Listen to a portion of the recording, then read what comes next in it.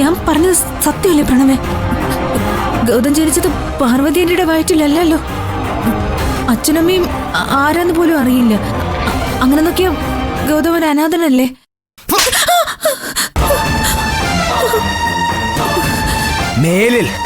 മേലിൽ നിന്റെ വായിൽ ഇമ്മാതിരി വർത്താനം പുറത്തു വന്നാ പിന്നെ അത് പറയാൻ നിന്നെ ജീവനോടെ വെച്ചേക്കത്തില്ല കേട്ടോടി. എന്റെ അമ്മയുടെ വയറ്റിൽ പിറന്നില്ലെന്ന് കരുതി ഏട്ടൻ അമ്മയുടെ മകനല്ലാതായി മാറുമോ?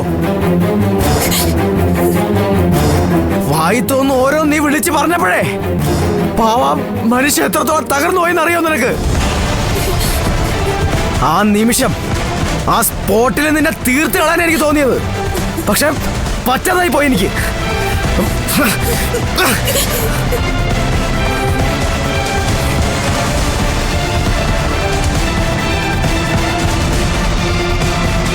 പ്രണവേ, ഞാനതപ്പോ പറഞ്ഞത് ആർക്ക് വേണ്ടിട്ട്? എനിക്ക് വേണ്ടിയാണോ? അല്ലല്ലോ. ഗൗതമും നിധിയും ചേർന്ന് പ്രണവിന് ചെയ്ത ദ്രോഹങ്ങളൊന്നും അത്ര പെട്ടെന്ന് മറന്ന് കളയല്ലേ. അതുകൊണ്ട് എന്താടി? മനസാക്ഷി ഇല്ലാതെ പെരുമാറണം, അതല്ലേ നീ ഇപ്പൊ പറഞ്ഞു വരുന്നേ? അല്ലേ അല്ലേന്ന്?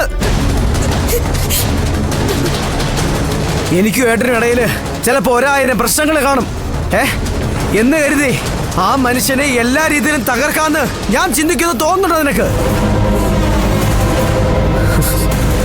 ഞങ്ങൾക്കിടയിലെ വഴക്ക് മുതലെടുത്തോണ്ട് നിന്റെ എല്ലാ കാര്യങ്ങൾക്കും എന്നെ അങ്ങ് അനുസരിപ്പിച്ച് കളയാന്നാണോ നീ കരുതി വെച്ചിരിക്കുന്നേ? നിനക്ക് ആള് തെറ്റിപ്പോയി ശിവാനി.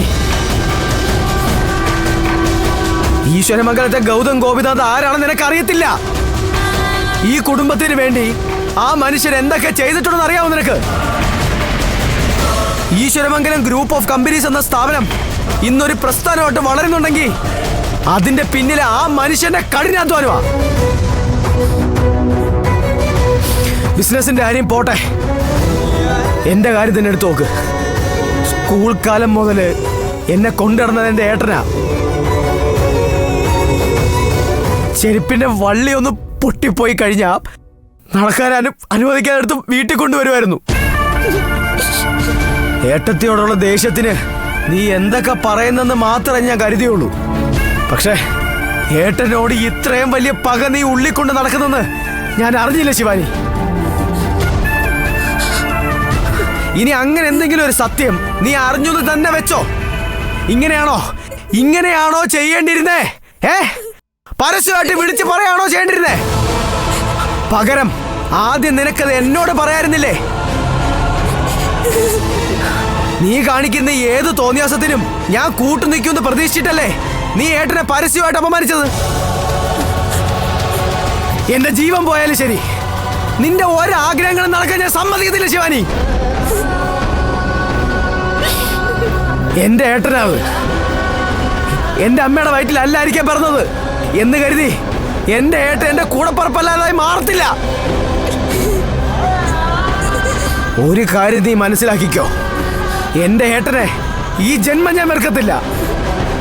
ഒരുപക്ഷെ ഈ ഒരവസ്ഥ എനിക്കായിരുന്നെങ്കിൽ എല്ലാം കളഞ്ഞിട്ട് ഏട്ടൻ എന്നെ ചേർത്ത് പിടിച്ച് പറഞ്ഞേനെ ഇവൻ എന്റെ കൂടപ്പറപ്പാണെന്ന്. അതാ മനുഷ്യന്റെ ഉള്ളിലുള്ള സ്നേഹം. നീ പറഞ്ഞില്ലേ അനാഥനെന്ന്? അല്ല, ഞങ്ങളെല്ലാരും ഉണ്ട് ഏട്ടന്. ഞങ്ങളൊക്കെ ഉള്ളപ്പോ ഗൗതം ഒരിക്കലും അനാഥനാവത്തില്ല. ഒറ്റക്കെട്ടായിട്ട് ഞങ്ങൾ ആ മനുഷ്യന്റെ ഒപ്പം നിൽക്കും. ഇപ്പൊ പണ്ടുള്ളതിനേക്കാളും 10 മടങ്ങ് സ്നേഹം എനിക്ക് എന്റെ ഏട്ടനടുത്ത് കൂടിയിട്ടേ ഉള്ളൂ. അതിന് ഒരിക്കലും കുറയത്തില്ല. നിന്റെ വയറ്റില് എന്റെ കുഞ്ഞുങ്ങൾ വളരുന്നു എന്നുള്ളത് മാത്രം അതിനൊക്കെയുള്ള ആനുകൂല്യം. ഇല്ലെങ്കിൽ നീ ഈ ചെയ്ത പ്രവൃത്തിക്ക് നിന്നെ ഇന്ന് തന്നെ ഞാൻ കൊന്നു കുഴിച്ചു മൂടിയേനെ. കേട്ടോ?